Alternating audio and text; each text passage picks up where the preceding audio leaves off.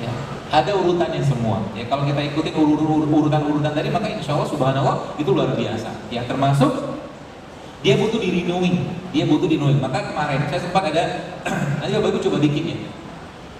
Coba bikin ini ramuan ini kunyit, lalu Anda kasih jahe, lalu Anda kasih masuk sama ini serai, kasih air panas. Setelah dia agak hangat, Anda kasih jeruk nipis. Ya, Anda kasih jeruk nipis. Setelah semua teraduk dengan sempurna, Anda saring, lalu blender sama kurma. Coba minum itu tiap hari dan lihat nanti apa efeknya.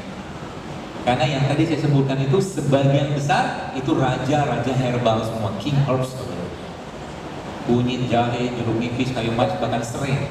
Serai ini salah satu steroid alaminya kita, steroid. Atau tadinya air kelapa. Karena air kelapa itu adalah air kelapa yang air kelapa adalah air yang sangat tinggi asam aminonya. Ya. Tapi air kelapa sifatnya asam.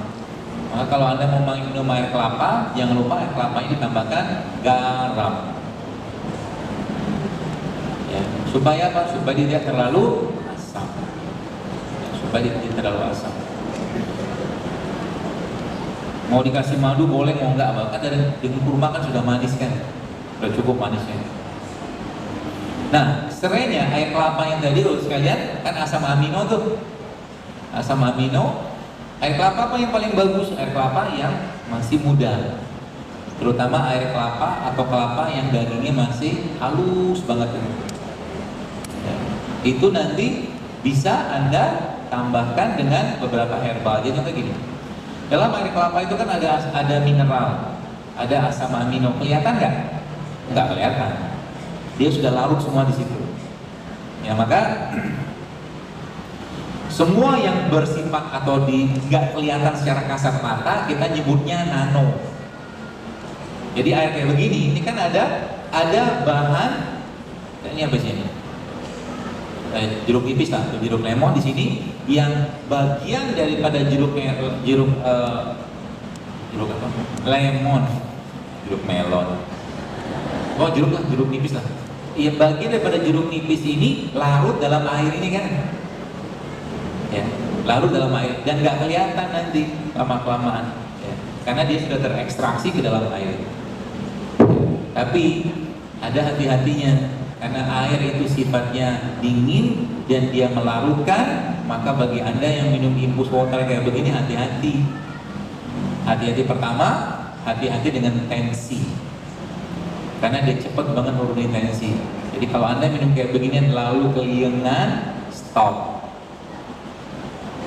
Ya, mungkin bisa jadi hipotensi.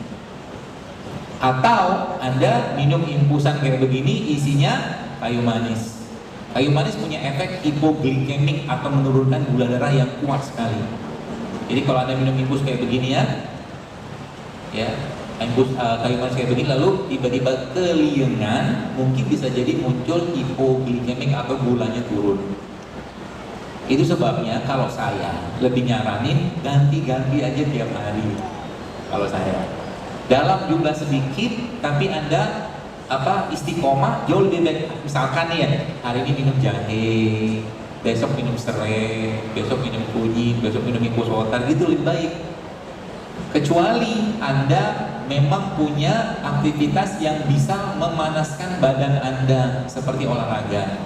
Anda lihat kan ada salah satu bapak calon wapres yang nggak jadi itu, Pak Sandiaga Uno itu kan, beliau kan bawa ini terus tuh, kan antang-antang aja dia, nggak ngedrop. Karena apa? Karena larinya luar biasa, panas badannya. Kita kan enggak. Ya. Jadi kalau minum infus water itu harus ada pemanasnya, karena dia dingin. Kalau dibiarkan terus-menerus kayak begitu, apa yang terjadi? Ginjalnya akan ngedrop. Itu ilmunya. Ya, seperti itu. Jadi boleh nggak minum beginian? Boleh. Ya. Lebih bagus lagi Anda makan buahnya. Ya. Jadi semakin alami makan itu Anda makan, harus sekali semakin sehat. Ya, semakin sehat kita. Misalkan ini, serai yang paling baik itu serai seperti apa? Serai yang baru Anda petik dari tanah, lalu Anda bikin air serai, bagus. Kalau udah kayak begini, dia pasti teroksidasi. Maka dalam Islam, memberi nafkah kepada keluarga dari hasil cocok tanam itu pahalanya double. Gitu. Jadi kalau bisa, kalau nggak bisa seperti apa? Ya jangan buka pembungkusnya. Kan oksidasi dia ini kalau bungkusnya dibuka kan dia mulai kuning tadi kan.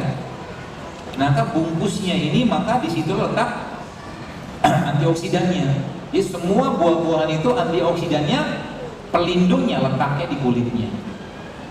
Bahkan dia punya ada anti kanker, serat, kayak contoh misalkan apel. Apel itu seratnya atau anti kankernya, pektinnya itu letaknya ada pada kulitnya. Tapi sayangnya kulitnya dikasih wax. Ya, maka lebih baik kalau Anda mau makan apel, cari apel lokal aja. Ya, apel lokal yang enggak banyak. Jadi kalau dilihat apel itu kan kinclongnya luar biasa, kayak bisa bercermin gitu di situ. Nanti kinclongnya.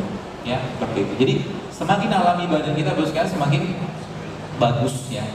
Reseptor kita jadi akan dapat bahan baku. Seperti itu, Sobat. Dan lihat, jadi gini, ngobatin penyakit itu jangan diobatin penyakitnya. Kasih makan enzimnya. Enzim itu bisa dikasih makan kalau kita kasih makan dia asam amino, Bang. Asam amino dapat dari mana tadi?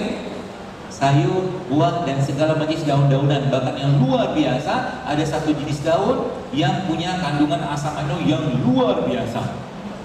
Ya, yang sudah pernah dengar saya jelaskan itu daun kelor. Daun kelor itu asam amino sangat tinggi. Ya, Allah Maha Kuasa, dan mungkin Allah tinggalkan kita di bumi ini tanpa diberikan bahan baku untuk menjalankan peran sebagai Abdullah, nggak mungkin. Allah ciptakan kayu manis, Allah ciptakan jeruk nipis, Allah ciptakan serai, segala macam untuk kebutuhan kita. Ya. Jadi lagi-lagi pesan saya sebagai penutup, ya pertama tadi ya, perhatikan ya, apa yang kita makan tiap hari, maksudnya dari sisi hartanya kita itu, kalau mungkin ada sumber-sumber yang tidak halal, stop, nggak berkah nanti, penyakit bakal banyak datang, masalah akan banyak datang. Yang pertama. Yang kedua, kalau Anda lagi makan, ya bos sekalian, kata kuncinya adalah kalau mau makan, pikir baik-baik. Kalau saya makan ini kira-kira bikin sakit atau bikin sehat? Mikir kita, apalah yang kilun kata Allah. Ya. Kalau bikin sehat kita atau minimal gak muncul penyakit, ya sudah makan, silakan. Tapi ingat, kata kunci ketiga apa? Jangan berlebihan.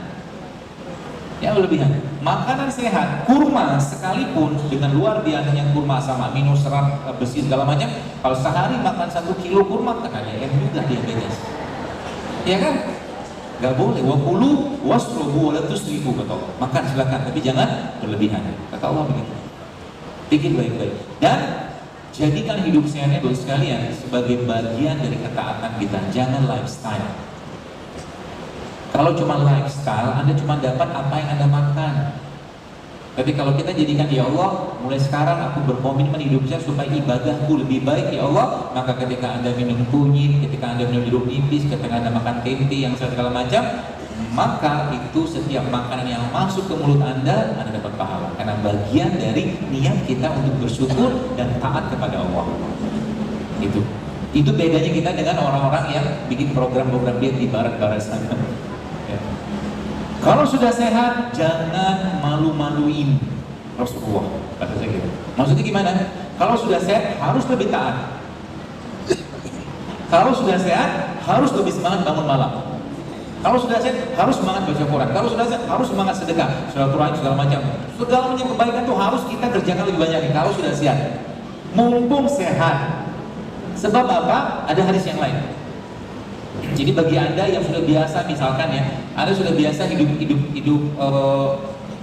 dengan ibadah-ibadah tertentu, misalkan satu hari sholat duhanya 12 rakaat, misalkan, terus sering banget Anda kerjakan, nggak pernah putus. Lalu tiba-tiba Anda ada uzur, sakit atau safar, dan Anda tidak bisa melaksanakan sholat duha 12 rakaat, maka Anda tetap dapat pahala 12 rakaat. Itu maksudnya. Mumpung sehat, perbanyaklah berbuat baik. Dan ingat, berbuat baik itu bagusnya itu luar biasa, apalagi berbuat baik untuk orang lain. Kalau sekarang saya tanya kepada Anda, maukah Anda diberikan sebuah hadiah umroh lah misalkan, atau mungkin Anda diberi kesempatan untuk iktikaf 1 bulan penuh di Masjid Nabawi? Aku mau banget, ya kan?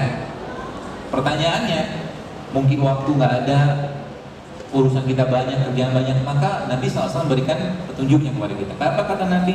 Membantu hajat saudaraku kaum muslimin, kata Nabi, menyelesaikan hajatnya jauh lebih aku cintai daripada iktikaf 1 bulan penuh di masjidku ini. Maksudnya gimana?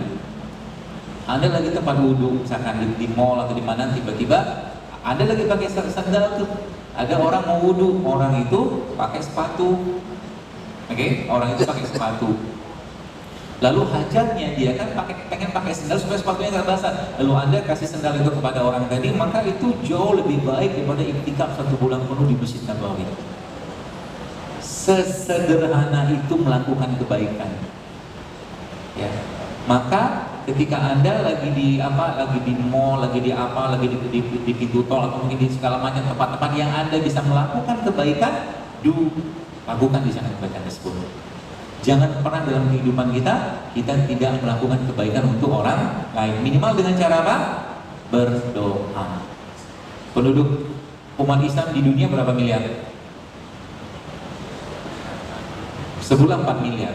Saya juga nggak tahu, sebulan mungkin 4 miliar. Pertanyaannya, bagaimana Anda bisa mendapatkan pahala dari 4 miliar ini? Gampang, doa saja. Dengan doa, Allahumma firlil muslimin wal muslimat wal mu'minin wal mu'min. Tambah lagi al-ahya'i minhum wal amwat. Orang yang mati, yang hidup, yang salah, Anda berpahala sama mereka. Kalau biasa kan Islam kan. Maka jangan pelit mendoakan orang lain. Kalau pengen kaya, doakan orang yang sudah kaya. Semoga Allah tambahkan kekayaan untuk Anda. Gitu. Nanti malaikat bilang sama kita, wala tamistuhu wala tamistuhu. Engkau seperti apa yang kau doakan. Jadi mungkin ada orang nggak kaya-kaya, kenapa? Karena pelit ngedoain orang kaya. Lihat orang kaya, jangan sombong nih, sholatnya telat nih, menunggu nih, sholatnya rutin gitu lah. Itu penyakit apa? Maka hati-hati dengan hati. Jagalah hati. Karena seseorang itu akan dimatikan sesuai dengan kebiasaan. Kebiasaan apa? Kebiasaan hatinya salah satunya. Kalau dia sukanya mengumpat orang, mencela orang, ngomongin orang, dia akan mati dalam keadaan kayak begitu. Serius. Maka jangan cari masalah dengan orang lain. Ya, jaga hati baik. Nggak perlu ngomong, diem. Nabi ajarkan begitu kan? Ngomong yang baik, kalau nggak diem. Kalau nggak ada orang tanya, jangan ngomong. Baca zikir, baca Quran, lebih baik. Itu sebabnya salah satu cara untuk mau program hamil adalah jangan banyak ngomong. Banyak aja zikir. Nabi Zakaria ketika beliau disampaikan oleh Allah, ya Rob, apa tanda istriku hamil? Maka engkau tidak akan bisa bicara. Maksudnya secara umum, saya mencoba menganalogikan saja. Ya, daripada banyak bicara, hormon kita terganggu, emosi kita terganggu, fisiologis badan kita terganggu, lebih banyak berzikir. Dan memang Al-Quran berikan petunjuk seperti itu. Kalau mau banyak anak, mau banyak hartanya, dalam surat Nuh Allah sampaikan, perbanyaklah istighfar. Gitu. Jadi sesederhana itu sebenarnya. Jadi kayak begini nih sebenarnya hanya bagian yang ya kalau boleh saya katakan hanya 1% saja. Hanya 1%. 99%-nya apa? Kolbunya. Iza sholat jasad kulluhu wa iza fasada jasad kulluhu. Kata Allah dalam tubuh manusia terdapat sumber daging. Kalau dia baik semua. Kalau dia rusaklah semua. Daging itu adalah kolbu. Maka jaga hati baik-baik. Dan hati yang baik akan bermanifestasi dengan adab yang baik.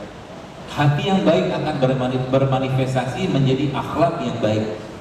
Maka mau setinggi apapun ilmu seseorang, kalau tidak ada akhlak dan adabnya, semua kosong. Adab sebelum ilmu, ya seperti itu. Pepatahnya, ya, atau mungkin hadisnya seperti itu. Baik, saya kira mungkin cukup.